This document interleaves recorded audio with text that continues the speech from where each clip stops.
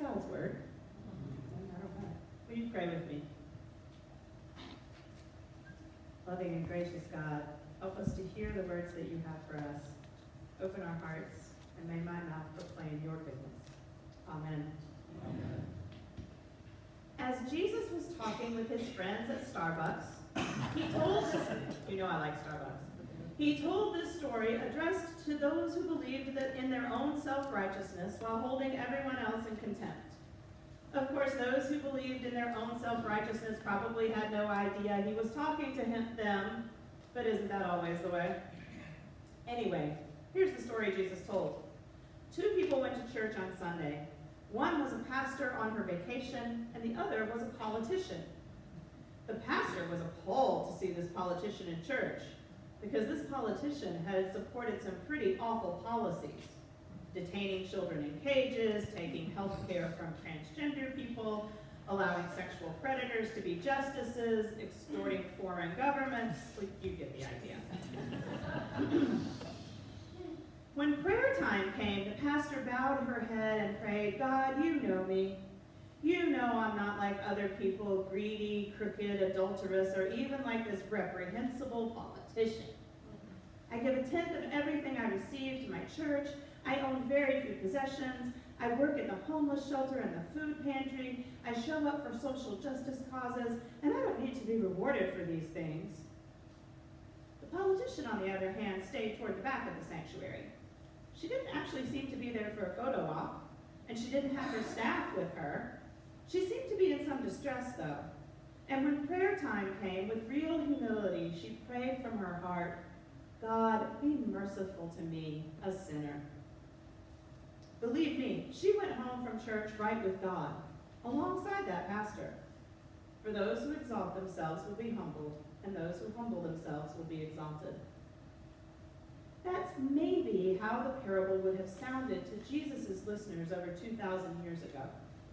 The Pharisee would have sounded impossibly good, but he was doing all the right things. And his contempt for the tax collector would have been completely understandable.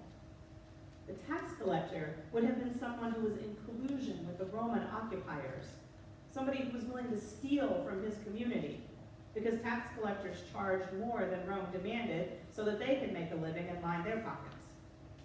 He was somebody who was willing to work for a system that was unjust and inhumane. And yet, there they both were in the temple or the church or whatever. So what is Jesus teaching us here? If we leave this parable with the thought that the Pharisee was so legalistic and judgmental and I'm glad I'm not like him, then we've fallen exactly into believing in our own self-righteousness while holding someone else in contempt. I have definitely never done that. Especially not about politicians. But here's something interesting. Where our English translations say that the tax collector left right with God and the Pharisee didn't, the Greek could also mean that they both departed right with God. And in fact, that actually seems to be the more likely translation. The Pharisee as a character was actually not, or as a person in the time of Jesus, Pharisees were not legalistic, moralistic, reprehensible people. They were, in fact, the keepers of rabbinic Judaism after the fall of the temple. And the Pharisee most certainly would have been right with God. In the first century, they were widely admired religious superstars, says Amy Jill Levine, a Jewish New Testament scholar. She said this Pharisee might have been like the equivalent of Mother Teresa. Just like my pastor example in the new parable, this Pharisee was over the top good and faithful.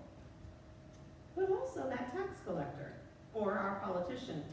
If, as Jesus says, that person was praying with real humility, if they were sincere, and if they're going to leave the church or the temple and do something different in their lives, well then they too could be right with God. And the truth is, all of us are a bit of both, aren't we? The pastor and the politician. There are spaces and times and places where we show up and do the work of justice and healing in the world, where we pray and we care for our communities and we come together for the good. And there are ways in which each of us colludes with the oppressive systems of white supremacy and patriarchy and classism and ageism and ableism You get the idea. This is why Christianity is not a solo religion. We worship in community, we study in community, we have Halloween parties in community. We are a community for one another. And that means we can hold each other accountable and that we can learn from each other and challenge each other. 2 Chronicles 6:29-31 says, "And when a prayer or a plea is made by one of us, your people, Israel, or just your people, each of us in our pain and sorrow, spreading our arms and hands towards this house, then hear us from your dwelling place in heaven, and forgive us. You know our hearts, and reward us in the light of our actions. For only you know the hearts of us all.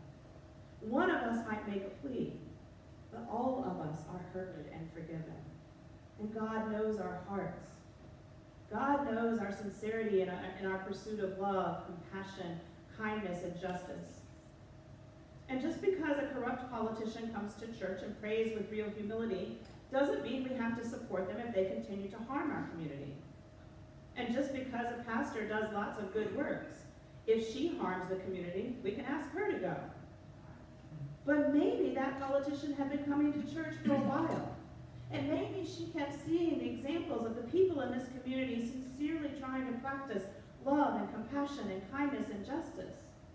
And maybe that's the reason she came to church and prayed for mercy on that particular Sunday. Maybe being a part of that community had changed her, had called her to account, because communities can do that. I had that experience in community when I first began to do Black Lives Matter activism. I was very nervous. I really wanted to show up for actions and protests to highlight the injustices that Black people faced in my community and eventually in this country, but I was also very well aware of all the ways I could get this wrong.